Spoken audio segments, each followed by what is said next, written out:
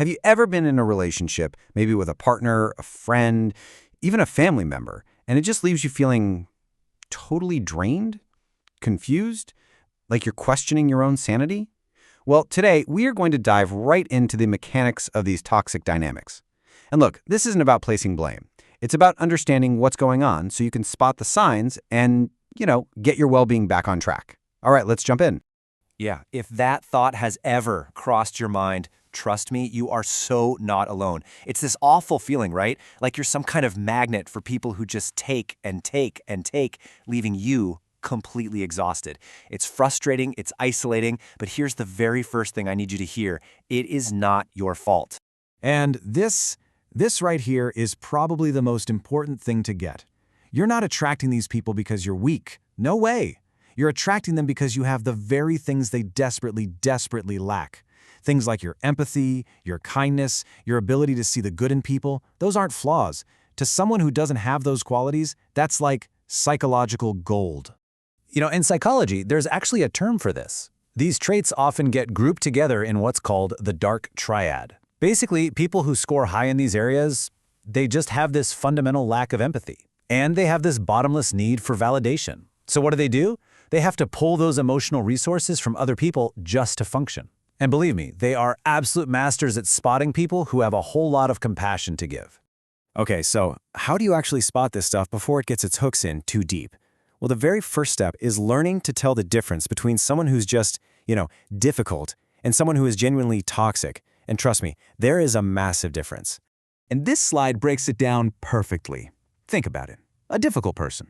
Yeah, they might be moody, they might need their space, but their pain is their pain. A toxic person, on the other hand, oh no, they make their pain your problem. Their suffering just completely takes over your space, drains your energy, and bit by bit, it just starts to tear down your self-esteem. So what does that look like in real life? Well, these are the behaviors you can actually see, the red flags. It might start with them coming on super strong, moving way too fast. Then pretty soon you see the excessive jealousy, the little comments trying to isolate you from your friends and family, and those constant put-downs that they always try to pass off as just a joke. And notice how nothing is ever their fault. It's always yours. And if those behaviors on the last slide sounded familiar, then I'm guessing these feelings will too. This is what it does to you on the inside. That constant feeling of walking on eggshells, right? Being terrified of saying the wrong thing. You start to doubt your own feelings, your own sanity even, and you just feel completely and utterly drained after being around them. Listen, that feeling, that is your internal alarm system screaming at you. Okay, so recognizing the signs is step one. But to really protect yourself, you've got to understand their playbook. You have to know the psychological tactics they're using, because this is how they keep control. And gaslighting? Oh boy, this is probably one of the most twisted tools in their entire kit. It's not a one-time thing. It's this slow, creeping process of chipping away at your sense of reality. And the goal? It's simple.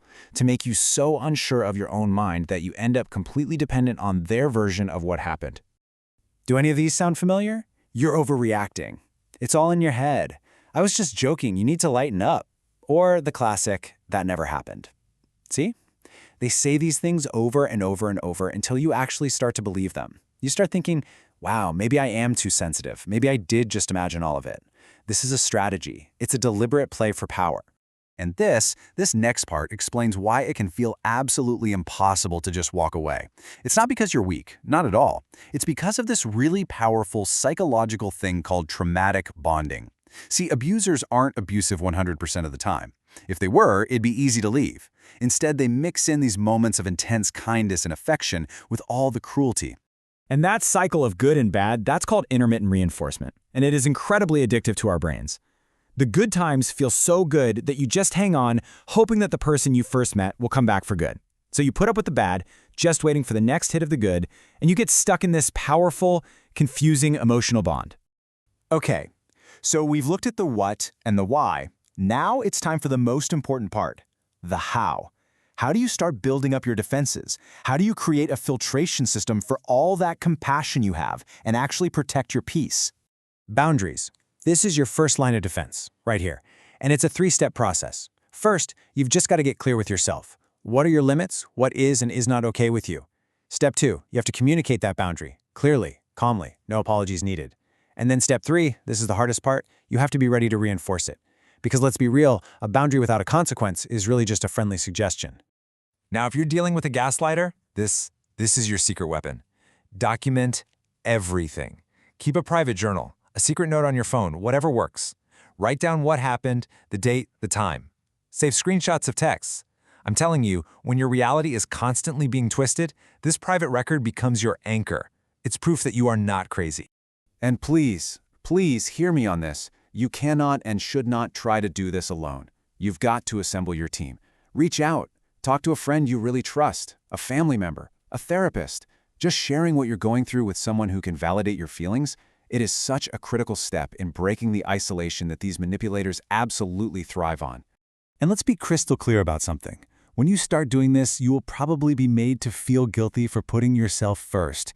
That is literally part of the manipulation. But protecting your mental health, your peace, your safety, that is the most fundamental act of self-care there is. It is not selfish. It is absolutely necessary. And, we have to make a really important distinction here. We use the word toxic to describe these unhealthy patterns. But if you ever feel fear of how they'll react, fear of financial ruin, or God forbid, fear for your physical safety, that relationship has crossed the line from toxic into abusive. And in that situation, your immediate safety becomes priority number 1 above everything else. So if you do need to end a relationship that feels abusive, having a safety plan is non-negotiable. Tell people you trust what you're planning to do. If you have to meet in person, make sure it's in a public place. Be brief, be direct, and don't get sucked into a long, drawn-out fight. And afterward, block them, go no contact. And that isn't about being cruel, it's about giving yourself the space you desperately need to heal. And I just love this quote because it really boils it all down, doesn't it? Real love should not require you to destroy yourself. And true intimacy should never, ever cost you your integrity. And look, as you start to heal from all this, the goal isn't to become cold or cynical. It's not about building walls around your heart. Your empathy, that's a superpower. The real goal is to become a wise gatekeeper of that power. It's about learning to figure out who is actually worthy of your incredible gift for connection and who isn't. So I'm going to leave you with this one question to think about. Your energy, your kindness, your compassion, think of it not as something you just give away to anyone who asks, but as a really precious resource. So who in your life has truly earned the right to access it? The answer to that question, well, it can change absolutely everything.